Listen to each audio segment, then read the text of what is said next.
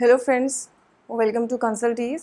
आज हम आपको जीएसटी में रिटर्न फाइल करना बताएंगे कि जीएसटी में कौन कौन से रिटर्न्स फाइल करनी है और उनकी डेट क्या है फाइल करने की, और रिटर्न फाइल करने का प्रोसेस क्या होगा। सबसे पहले एक नॉर्मल टैक्स पेयर के लिए जीएसटी में 3 रिटर्न्स हैं, GSTR 1, GSTR 2 और GSTR 3। GSTR 1 हमें जिस महीने की आप रिटर्न फाइल कर रहे हो उसके अगले महीने की 10 तारीख तक फाइल करना है। GSTR 2 आपको 15 तारीख तक फाइल करना है।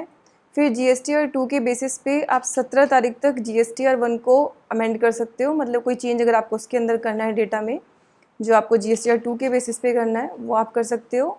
और फिर आपको 20 तारीख तक GSTR 3 फाइल करनी है, जिसके साथ आपको अपना जो टैक्स लायबिलिटी है वो भी पे करनी है। तीनों रिटर्न्स में क्या क्या है वो मैं आज आपको ब्रीफ में बताऊंगी, और वो एक दूसरे से कैसे कनेक्टेड हैं वो आपको इस वीडियो में हम बताएंगे। सबसे पहले आपको GSTR 1 फाइल करना है 10 तारीख तक। GSTR 1 के अंदर आपको 2 तरह की डिटेल्स देनी है। एक वो डिटेल्स जो आपको इनवॉइस लेवल पे कैप्चर करनी है। इनवॉइस लेवल पे कैप्चर करने का मतलब है कि आपको उन डिटेल्स में आपको इनवॉइस वाइज डिटेल देनी होंगी। तो वो ट्रांजैक्शन हमारी है सबसे पहले जो हमारी B2B ट्रांजैक्शंस हैं। B2B ट्रांजैक्शंस का मतलब जो एक रजिस्टर्ड पर्सन से दूसरे रजिस्टर्ड पर्सन को ट्रांजैक्शन होंगी उनको हम B2B ट्रांजैक्शन बोलेंगे। तो जितनी भी आपने अपनी सेल किसी रजिस्टर्ड पर्सन को की है वो आपको कैसे पता चलेगा? उनका GSTIN आपके इनवॉइस नंबर पे होगा, तो ऑब्वियसली वो रजिस्टर्ड होंगे। उन सब की आपको एक एक इनवॉइस वाइज डिटेल प्रोवाइड करनी है, यानी कि उनके इनवॉइस नंबर, उनके जो प्रोडक्ट्स हैं उनकी डिटेल, जो आपने उनको मतलब सप्लाई दी है, जिस भी तरह की सप्लाई दी है उनकी डिटेल, अमाउंट, आपने उस पर कौन सा टैक्स लगाया, उसका प्लेस ऑफ सप्लाई क्या है, ये सारी की सारी डिटेल्स आपको प्रोवाइड करनी होंगी। दूसरा, जो आपकी इंटर स्टेट सप्लाई हैं, जैसे हमने आपको GST में बताया था पहले भी, इंटर स्टेट और इंटर स्टेट 2 तरह की सप्लाई हैं।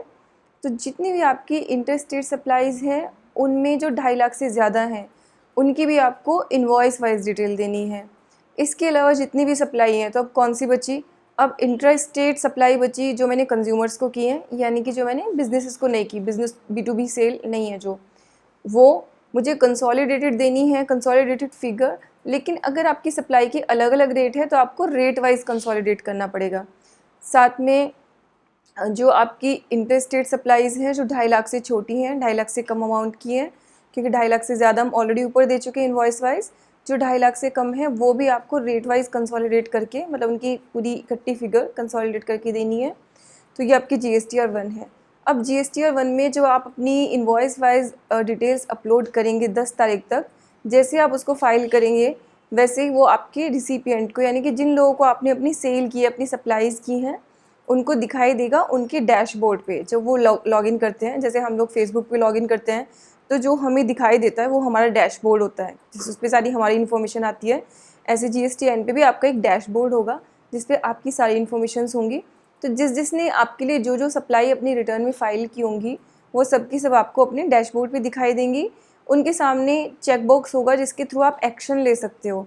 मतलब आप उन सप्लाई को जो आपके सप्लायर ने फीड किया है आप उसे एक्सेप्ट कर सकते हो, रिजेक्ट कर सकते हो, मॉडिफाई कर सकते हो। अगर कुछ इन्वॉइसेस उसने नहीं अपलोड की हैं तो आप उनकी डिटेल एंटर भी कर सकते हो, जो कि प्रोविजनली एक्सेप्ट हो जाएगी, यानी कि जब आप रिटर्न फाइल कर रहे होंगे तो उस महीने में वो एक्सेप्ट हो जाएगी। लेकिन बैकएंड के अंदर फिर सिस्टम आपके सप्लायर की डिटेल से उनको मैच करेगा।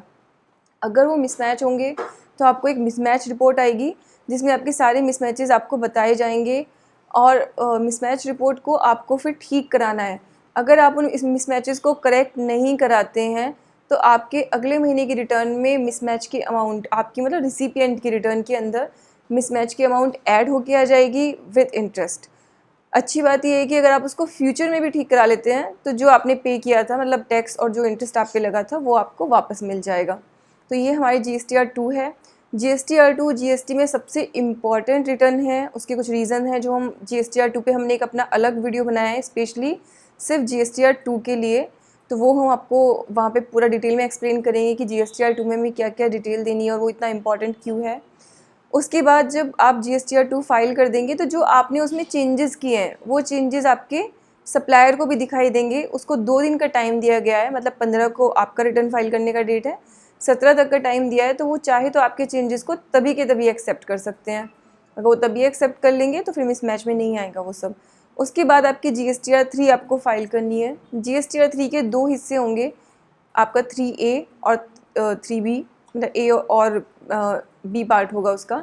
A पार्ट के अंदर जितना डेटा आपने अपनी रिटर्न 1 में यानी कि GSTR 1 में और GSTR 2 में फाइल किया है, पूरा का पूरा डेटा आपका वहाँ पे उससे कंपाइल होके आएगा, मतलब ऑटो पॉपुलेट। ऑटो पॉपुलेट का मतलब होता है जो डेटा मैंने कहीं और डाला है वहाँ से अपने आप पिक कर रहा है उसको सिस्टम, आपको फीड करने की ज़रूरत नहीं है।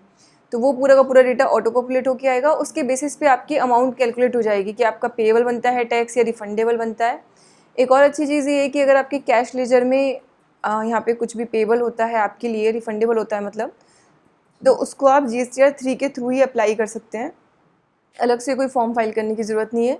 और जो टैक्स आपका पेएबल है वो GSTR 3 के B पार्ट के अंदर आप पे कर देंगे। इस तरह आपको पे करके रिटर्न फाइल करनी है। अगर आप अपनी रिटर्न फाइल नहीं करते, इसके बहुत ही ख़राब कॉन्सिक्वेंसेस होंगे।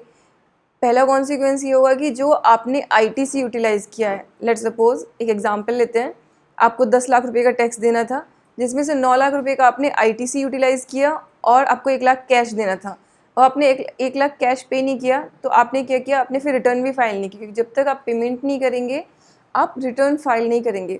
GSTR 3 जो फाइनल रिटर्न है उसको आप फाइल नहीं कर पाएंगे।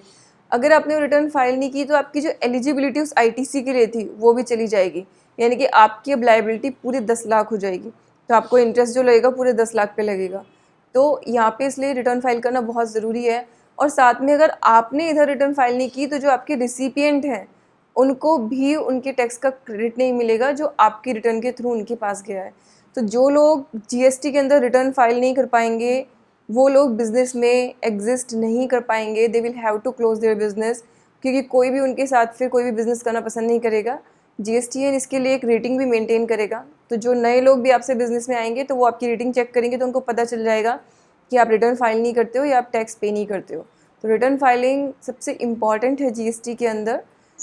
साथ में जो GSTR 1, 2, 3 मैंने आपको बताई हैं, इनका फॉर्मेट ऑलरेडी अवेलेबल है, अगर आप चाहते हैं तो आपको मेल पे प्रोवाइड कर सकते हैं। आप प्लीज़ हमारे चैनल को सब्सक्राइब कीजिए, आप सब्सक्राइब करेंगे तो हम आपको मेल पे वो प्रोवाइड करा देंगे। So thank you so much for watching this video. अपनी नेक्स्ट वीडियो में जो GSTR 2 पे है, हम लोग GSTR 2 की आपको डिटेल्स बताएंगे कि उसके अंदर कौन कौन से इंपॉर्टेंट कंपोनेंट्स हमें रखने हैं।